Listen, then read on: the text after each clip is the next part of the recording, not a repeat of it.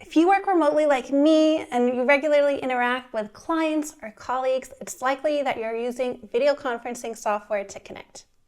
In fact, a recent study at Livestorm showed that over 40% of people surveyed spend between 3 and 10 hours in video calls per week.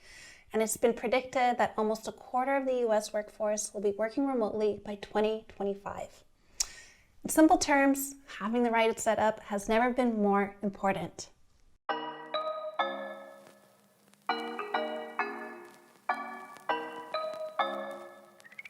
Hey guys, I'm Daniela, Content Manager at Livestorm, the first video engagement platform for managing your events and meetings from start to finish. In this video, I'm sharing 6 must-haves for successful video conferencing. And before we jump in, just a quick reminder to hit that subscribe button if you'd like to gain more tips for running your online meetings and events. And without further ado, let's get started.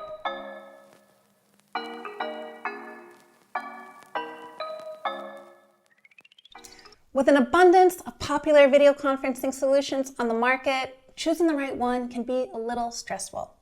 It's best to start by thinking about what your specific needs are and doing your homework. For example, are you looking for an all-in-one solution to host all of your video events, whether it's meetings, webinars, training sessions, etc.? Would you like a software that's browser-based, meaning that anyone wanting to tune in can do so without having to download or set up anything? Would you like the ability to share files and media with participants directly in the event room?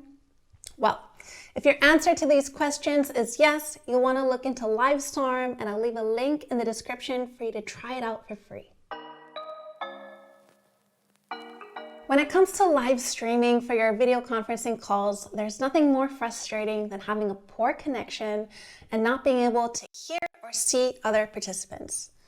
To avoid this, you'll need enough bandwidth and a stable internet connection for optimal results.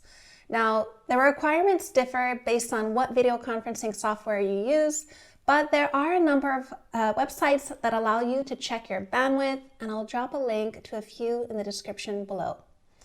Keep in mind that speed isn't the only factor in having a good internet connection.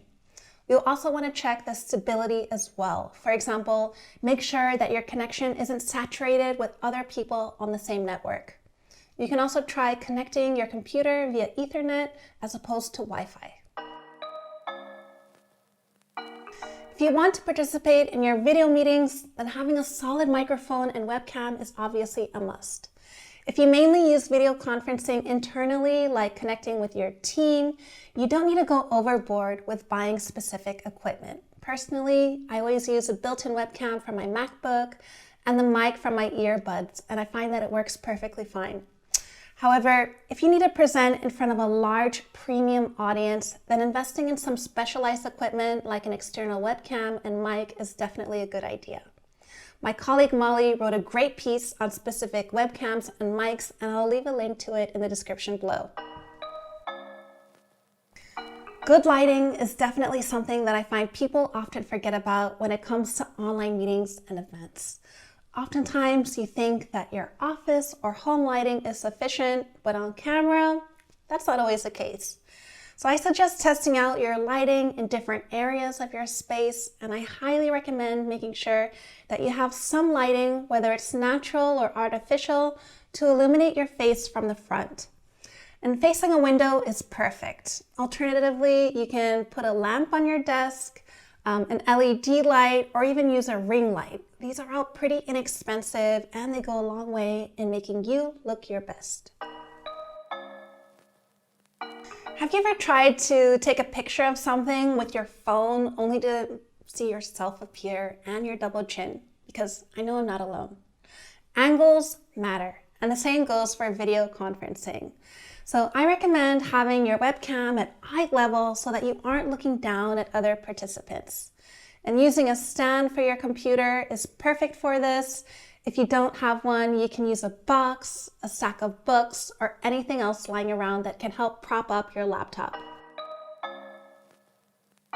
My next tip for avoiding any awkward situations like forgetting to clean up the space behind you is to use a virtual background or at least a blur filter. Getting into the habit of using one will make sure that the focus is kept on you at all times. At Livestorm, we provide pre-made backgrounds, several levels of blur filters, and the option for you to upload your own background image. Not to mention, we have a virtual background library on our website where you can download over 100 virtual backgrounds, and they're completely free. I'll provide a link in the description below so you can check them out. All right, folks, that's it for this video. If you have any questions or tips of your own when it comes to having the best setup and conditions for video conferencing, don't hesitate to drop it in the comment section below. I'll see you really soon, and until then, keep creating, keep engaging, and keep those connections alive. I'll catch you later. Take care.